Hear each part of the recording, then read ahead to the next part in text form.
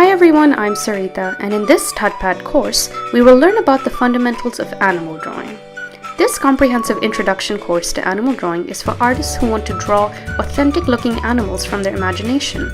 I will demonstrate how to find reference images to sketch from the internet, and I will show you how to sketch from life and how to translate your drawings and apply the techniques into creating your own character with your imagination.